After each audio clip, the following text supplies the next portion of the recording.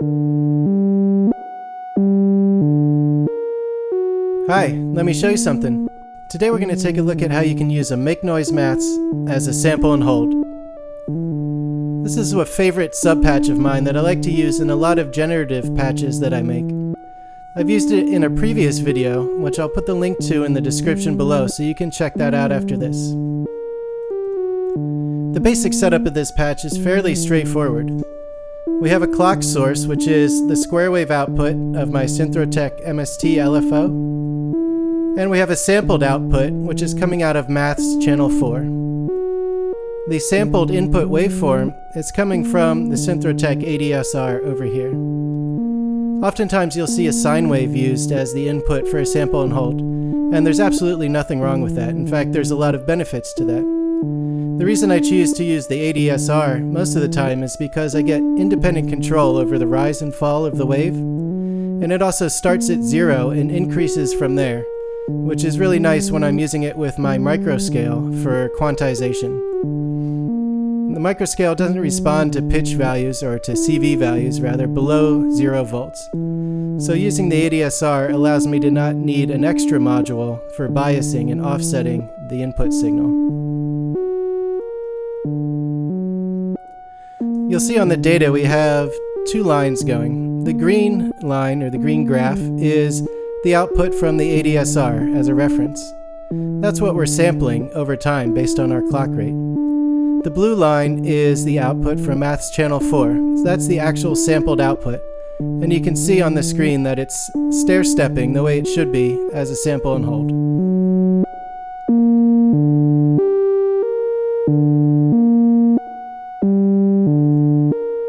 Technically, we could send the square wave clock pulse directly from the LFO into Maths channel 4 in our current patch setup, and it would work, and we could achieve pretty much the same results as we have right now. But it loses a lot of flexibility compared to the way we have it patched up at the moment. So let's take a second and run through what's happening here, and then we'll go into the details of why it's important to consume basically the entire Maths module in order to create this effect. Right now we're running the clock pulse into Maths channel 1, and the output from channel 1 via the unity output and the end of rise output effectively goes into Maths channel 2 and 3. We pull from the sum output on Maths and send that into the both input on Maths channel 4. In the current configuration, you'll notice that the rise and the fall time on Maths channel 4 are maxed out. They're all the way to the right. You also notice that the curve adjustment for Maths channel 4 is fully logarithmic. This basically produces the slowest response possible. And while it doesn't truly hold the signal coming into the signal input on channel 4, it's moving slow enough that it's effectively holding the signal. If you were to stop the clock pulse and just listen to the input signal, it would change very, very infrequently. Infrequently enough that we can use this as an effective sample and hold.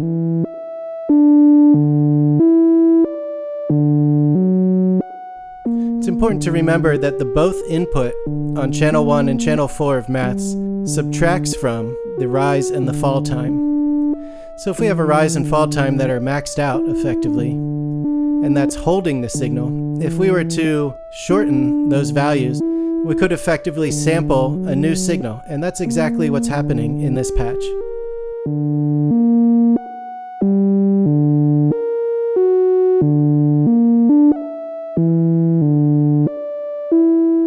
Basically, when we send a pulse from our square wave clock, that goes into channel 1 on Maths, which routes through channels 2 and 3, and what it effectively gives us is a chained pulse event, which we send into the both input on channel 4.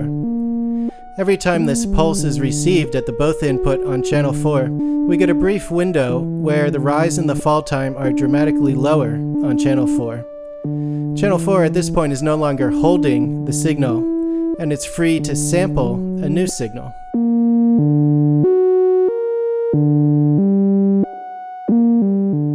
Now, as I mentioned earlier, this could be done by routing the square wave or the clock pulse directly into the both input on channel 4. The reason I'm not doing that here, although you could do that if you want to experiment yourself, is that it gives us a lot less flexibility. With this setup, even though it consumes channels 1 through 3 on maths, we have all the abilities of maths to tweak what's going on. We'll get into some of the tweaks that we can do with this specific setup in a minute.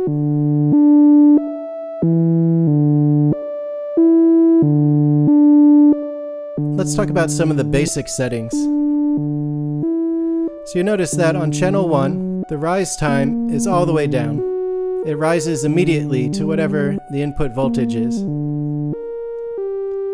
The fall time is about at noon, and this is actually a really important setting for this patch. The curve is fully exponential. It's very snappy, and that's also an important setting for this patch.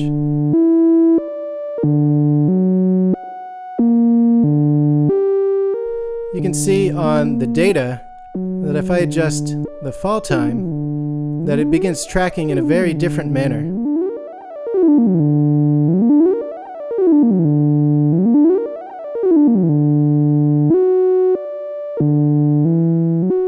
Decreasing the fall time decreases the amount it tracks at all, while increasing the fall time makes it track nearly 1-to-1 with the input signal. I've found that having it somewhere around noon gives me the most sample and hold-esque effect.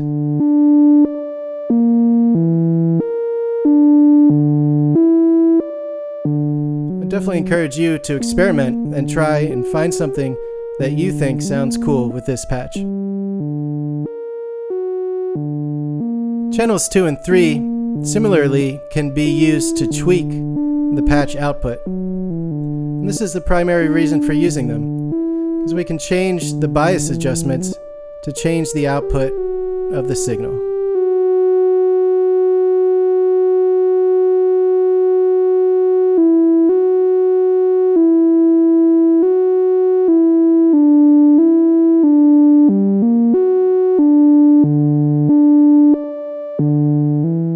Now, it's really important to note that I'm using the non-unity output from Maths Channel 4. There's two really important reasons for this. Number one is if I were to use the unity output, that would leave channel 4 open to addition to the sum output of the module. Then channel 4 would basically be added to the sum output, which would be fed back into its own both input. We want to decouple channel 4 in this sense, and just let channels 1 through 3 control the sum output.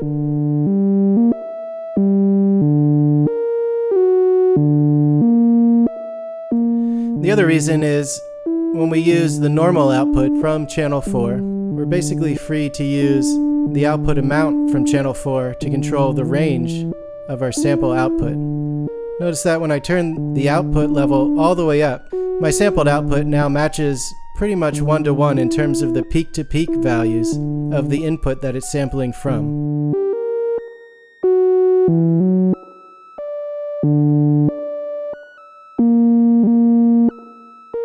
As I turn it down, I'm squashing that range.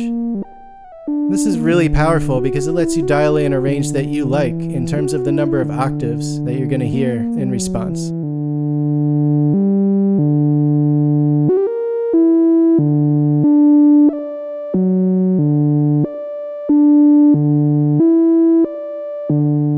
Of course, don't forget, Maths has a ton of flexibility no matter what you're doing with it.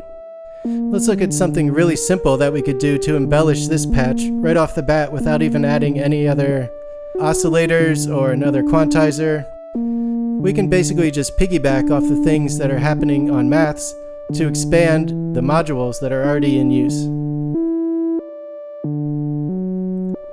I'm going to take, in this case, the end of cycle output from Maths Channel 4. I'm going to route that to another envelope, and I'm going to route the output from that envelope into my filter. I'll route it to the low pass cutoff, and we'll see what happens.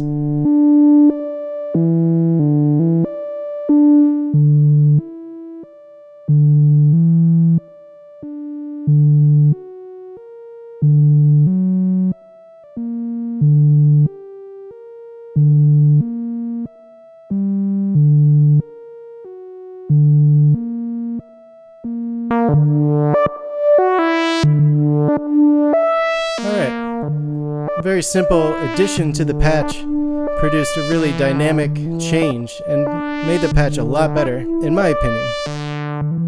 Of course, you're always welcome to experiment, and you should experiment with this and see if you can find the sound that really works for you.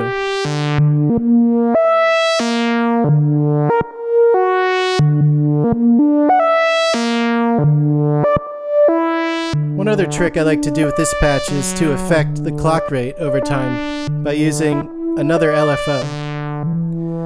So I have an LFO over here to the left of my clock source LFO, and the output from that is running into the CV input on my clock. If I let that input affect the clock rate, we can get some pretty cool effects.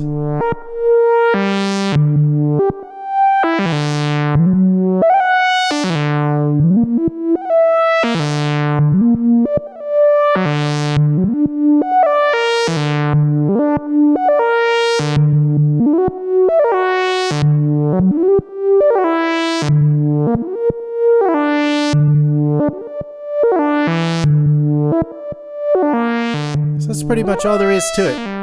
It's a fairly simple patch. You can easily integrate this into a much larger patch and create really complex generative sounds pretty quickly with a ton of flexibility, and you can have a lot of fun experimenting with the output.